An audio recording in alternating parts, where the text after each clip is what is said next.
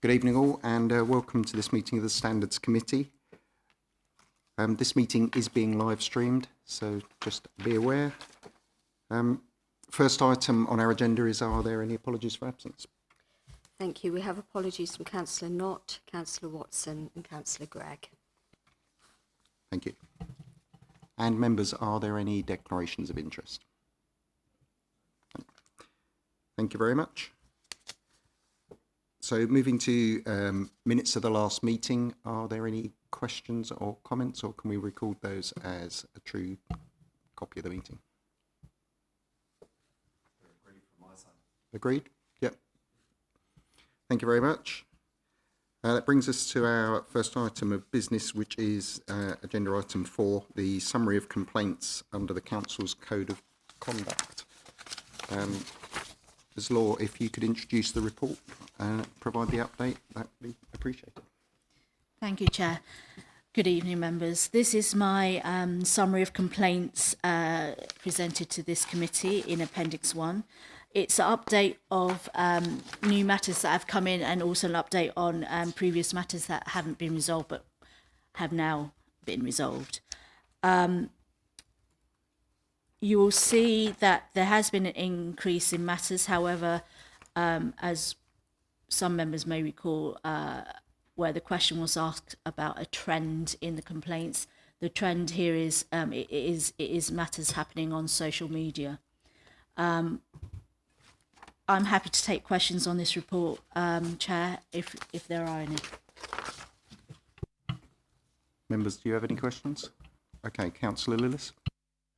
Yeah, thank you, Chair, and thank you, Angela. And you touched upon it, but there seems to be a lot of complaints in this particular reporting period. Someone certainly seems to be keeping you very busy. Is it fair to say that there are certain individuals who repeatedly complain about councillors' behaviour, particularly on social media? And if so, are they themselves subject to a policy for dealing with vexatious and persistent complaints? The reason I ask is that I see a lot of goading of councillors, again, on social media. And for me, it's inevitable that one of us will bite, take the bait at some point. And I just wondered how you're dealing with, if there are individuals who are repeatedly bombarding you with complaints. Thank you. Thank you, Councillor Lillis. Yes, there is in train work being done on a vexatious persons policy. However, I think I've discussed this with the Chair previously. It's not, in my opinion,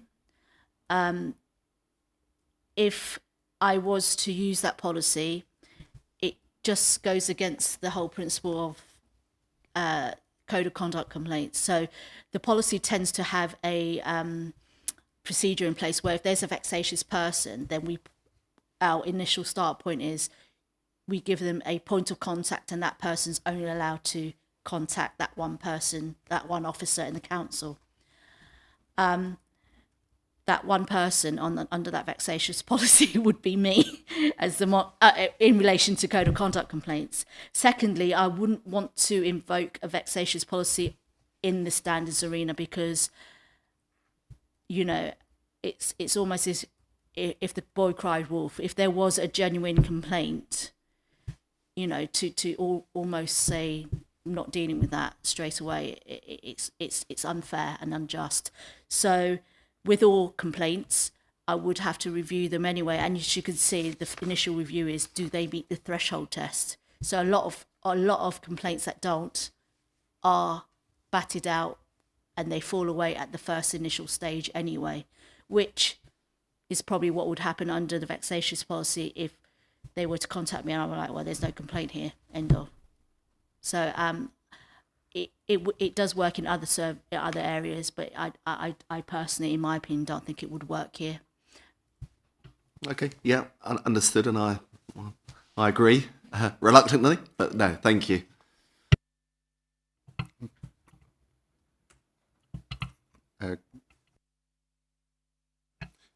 Yes, if I could just ask a question, please. In the appendix, I've got a vague notion this might have been covered before, but I just want clarity.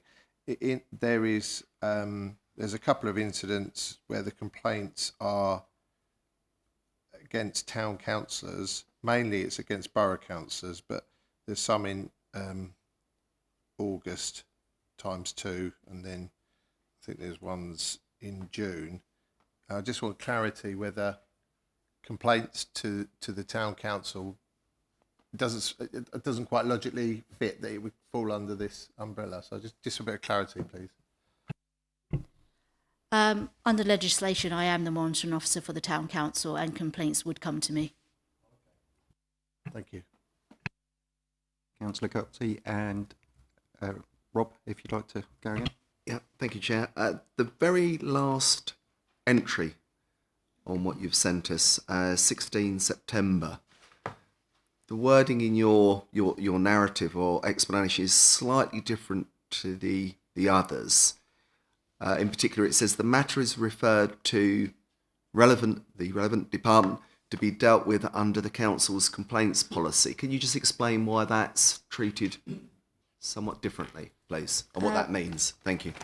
Without going into too much detail, the complaint was actually around a service within the council rather than about a member. So, as you probably can see here, I've included all ones that have come in formally through the complaints form, but it was around a service of the council, and that complaint has now been directed to the relevant assistant director.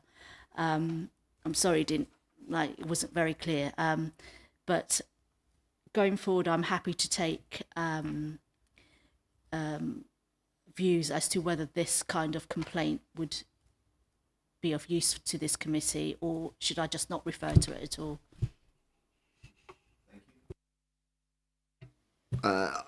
For me, there's no harm in putting it there, providing perhaps the narrative is a little bit more detailed, but Yes, I'll be absolutely. guided by my colleagues. I could do that, Councillor. Thank you very much. Any more questions, ladies and gentlemen? Okay. Are we happy to recommend this report is noted? Okay, thank you. Thank you for the report. I think the comments on social media actually prove that the work that's been done by the committee on the social media policy is probably timely, so appreciate that. We should probably formally, can I just have a show of hands for those in favour of the motion, just so that we do that formally? Thank you. I'm just following my instructions. Okay. So our next item is the report for the Members' Skills and Audit Task and Finish Group. If you could take a look at the report before us, recommending that we set up a skills audit group, and Miss Law, if you could introduce that to us, and we'll take it from there. Thank you, Chair. Members, this is following your training, which followed the elections this year. You'll recall there was an intense training programme put forward, which members participated in. Following this, we are keen to have your feedback and include members as to how we can improve that training programme, or whether there are any, understand whether there are any skill gaps within members that you would like to see being addressed.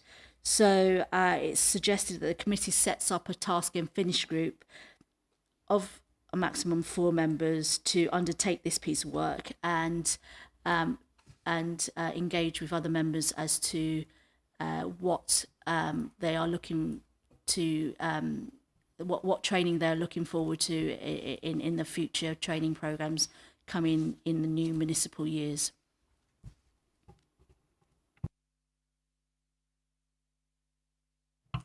Are there any questions from members?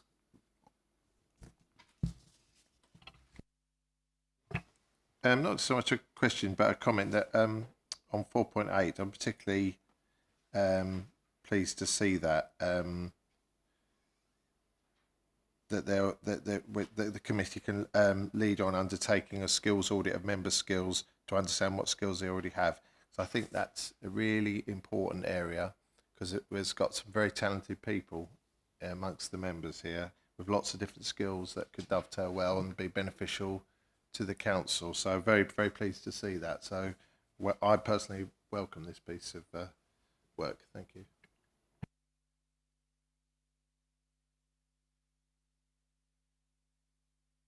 If there are no more questions, we can just move to adopt this. Do I have a seconder to move that we form a task and finish group?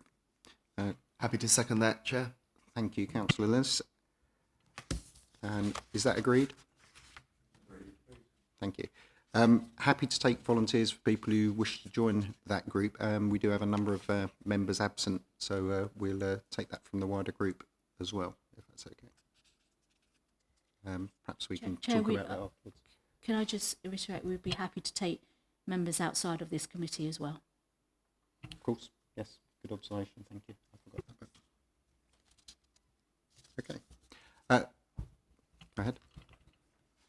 Chairman, can I suggest that possibly to select those members that this is referred back to the leader and the deputy leader to offer some suggestions, maybe talk to the members, because if you're saying you're recruiting outside of this group, they will need some information about what it's about because they're not part of this group.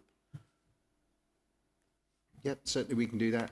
Perhaps we should send an email out to that effect. Might be faster if that's agreeable with you.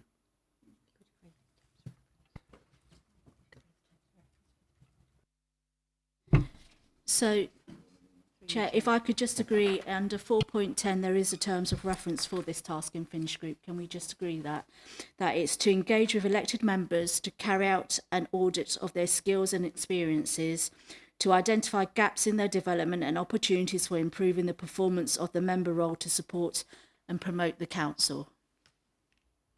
So that. Councillor Lillis, if you have a question. Yeah, Chair, just a point of order. If you go to the beginning of 4.10, it actually says that task and finish group of 3 to 4 members of the committee. I'm assuming that that's this committee it's referring to, is it not? That would have been my assumption, but yeah, we do have the power to co-opt people onto there Right. if we wanted to. I mean, I would have thought, just speaking aloud, conscious that the mic is on, that we would find 3 or 4 from within the committee. But again, I'm open to suggestions otherwise from my colleagues. So, apologies, Chairman. What I meant was that, it's probably my grammar's not very good. It's to set up a task and finish group of this committee, but the members comprising of the task and finish group can be wide-ranging across all members, given that it is about member training and member development. Apologies.